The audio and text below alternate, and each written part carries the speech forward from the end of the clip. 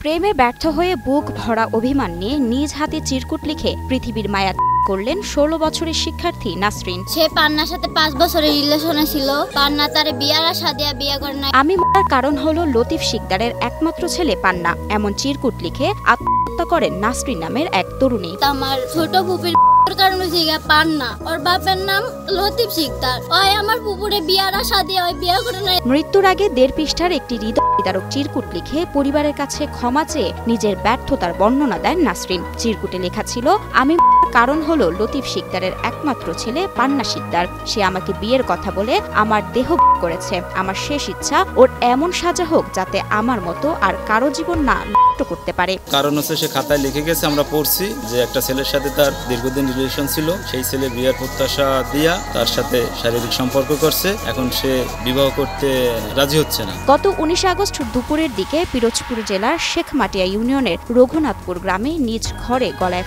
দিয়ে এই মর্মান্তিক ঘটনাটি ঘটান ওই শিক্ষার্থী। গলায় রশি দিছে ওদের নিজ ঘরে, ওর নিজ রুমে দরজা আটকাইয়া তখন গলায় রশি দিছে। চুলের ঘরে ভাত এখনো আছে, খালু সেইভাবে আছে। দুয়ার দিয়ে দেখি আমি খেয়ে ভেঙে কি ঘরে শান্তি তাই দেখি।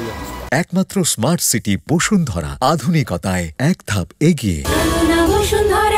নিহত নাসরিন রঘুনাথপুর গ্রামের দিনমজুর এসকেন্দার মিয়ার মেয়ে এবং রঘুনাথপুর হক মাধ্যমিক বিদ্যালয়ের ৯ম শ্রেণীর শিক্ষার্থী ছিল। পরিবারের স্বজনরা জানান তার সম্পর্ক ছিল ১ নং ওয়ার্ডের বাসিন্দা পান্না শিকদারের সাথে। ছেলেটার বাড়ি হচ্ছে আমাদের ১ নং ওয়ার্ডে। ওর নাম হচ্ছে পান্না শিকদার, ওর বাবার নাম হচ্ছে লতিফ শিকদার। এদিকে নাসরিনের মৃত্যুতে দোষীদের সর্বোচ্চ শাস্তির দাবি করেন এলাকাবাসী। এর সুষ্ঠু বিচার হয়, আমি এর সুষ্ঠু বিচার চাই। এদিকে চিরকুটে লেখা অভিযুক্ত পান্না শিকদার ও তার বাবা লতিফ শিকদারের সঙ্গে মুঠোফোনে যোগাযোগ করার চেষ্টা করা হলে ফোন কল রিসিভ করেননি তারা।